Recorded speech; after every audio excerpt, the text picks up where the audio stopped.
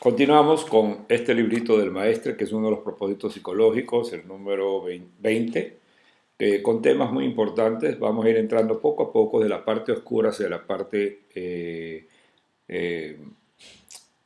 hacia la parte divina, pero para que se entienda mucho los términos que han utilizado durante los últimos 2000 años los ciertos religiones para hacer asustar a las personas, etcétera, etcétera, cuando todo lo que es diablo, demonio y brujas y todas esas cosas, pues realmente es un estado interno de la persona. El reino de los cielos y el infierno y el purgatorio y todo eso está aquí en nuestra mente. Por eso el Cristo sí está dentro de ti mismo.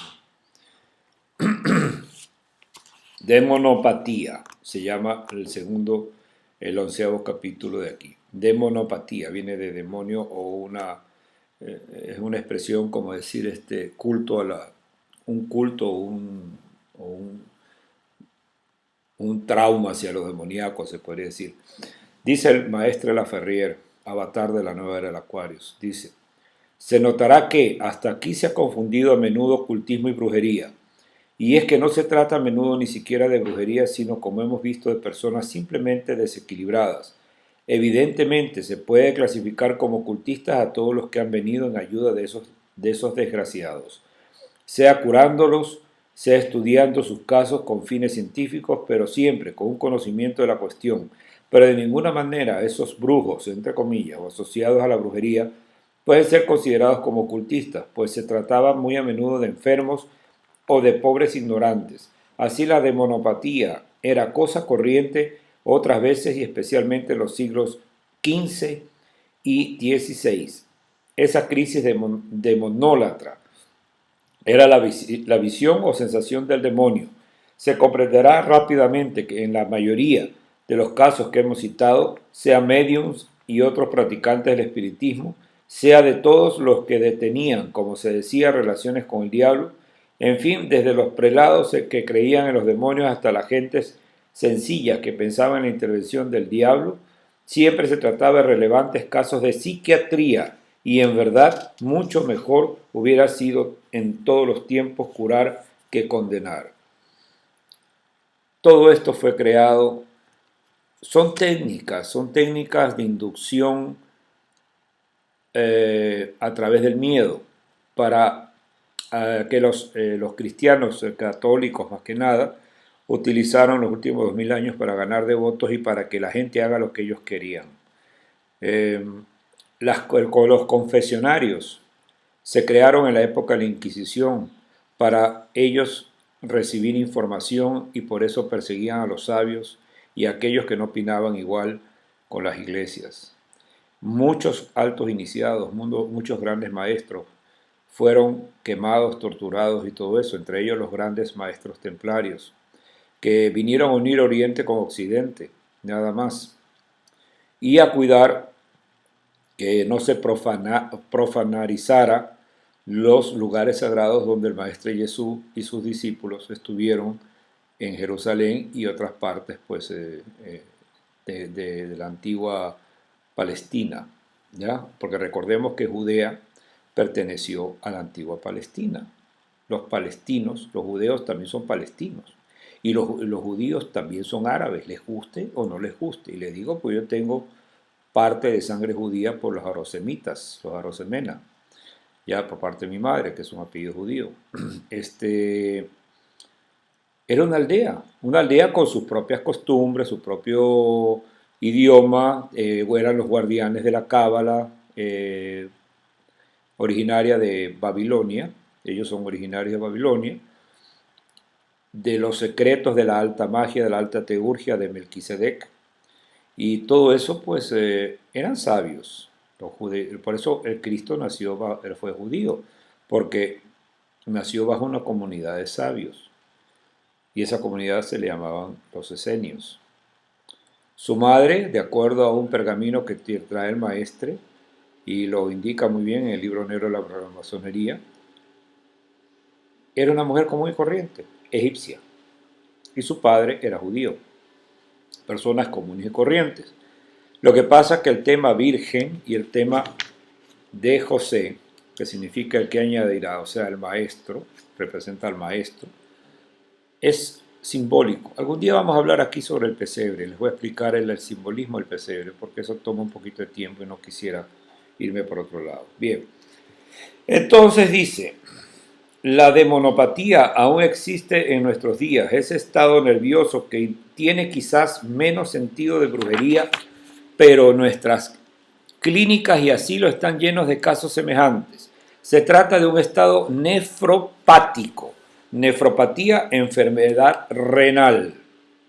Por eso aquella persona que no tiene voluntad, aquella persona que piensa que todo es malo, porque el que no tiene voluntad no le quiere hacer nada, es una persona depresiva, es una persona que piensa que está torturada por los miedos, por los temores, etcétera.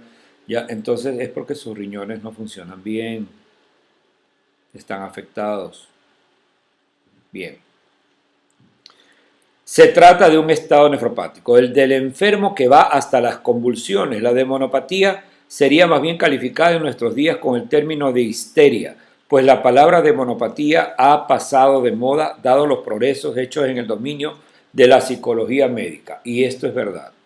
Yo soy una persona egresada de psicología y los psicólogos clínicos deberán entender muy bien esto.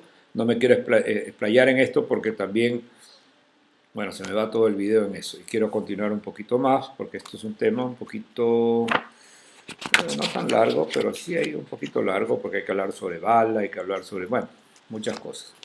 En defecto, la demonopatía turbaba a menudo a las monjas de los conventos y se llamaba entonces a un exorcista, sacerdote iniciado en las cuestiones ocultas.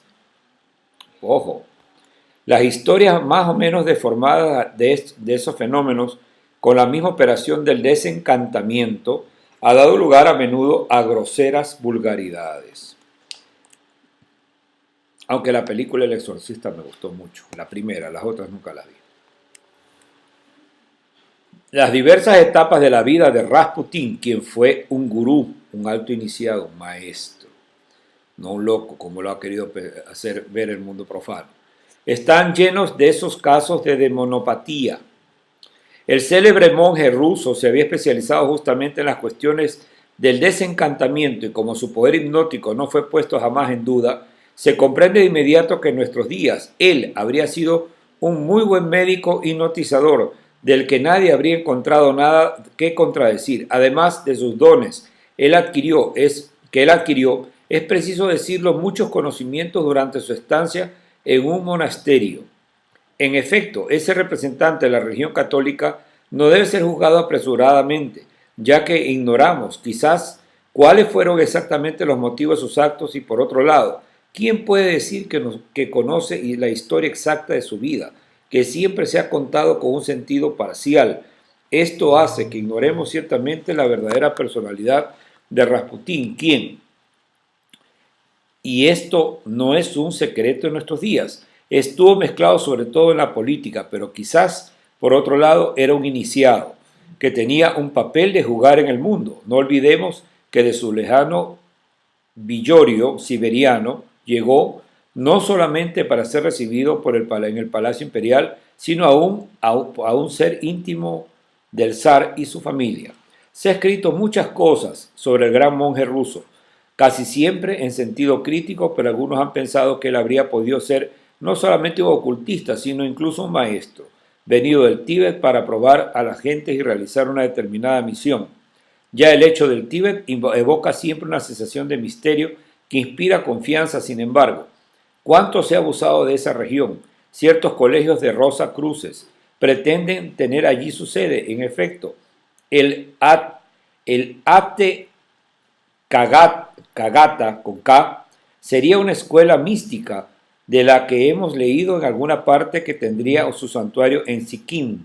Nosotros estuvimos en ese lugar y bien recibidos en todos sus centros esotéricos. Sin embargo, no vimos nada semejante.